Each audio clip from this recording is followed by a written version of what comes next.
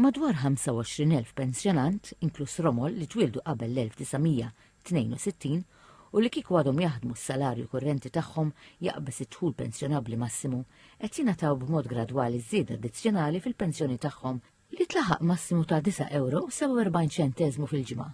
Dan ħabbru l-Ministru għall-Politika Soċjali u Drittijiet tat-Tfal Michael Falzon f'konferenza tal-aħbarijiet li fiha spjega l-bidliet li saru mill-Gvern biex jiġu indirizzati anomaliji li nħolqu fl-2006.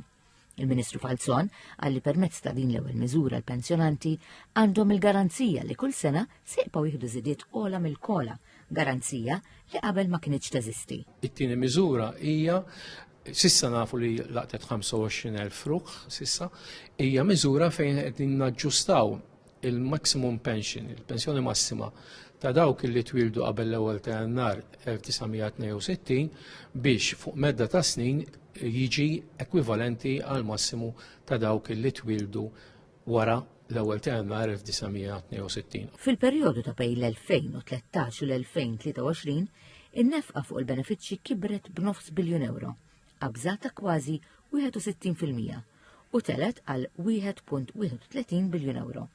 Il-Ministru Falzon għalli dan iskabbir kompla fl-ewwel kwart tas-sena bżieda ta' 39 miljun euro oħra. Il-Ministru Falzon għalli bekk wara nixfa ta' kwarta seklu b'dak li l-Gvern għamel fl-aħħar 10 snin tefa' 420 miljun euro kull sena aktar fil-bwiet tal-pensjonanti.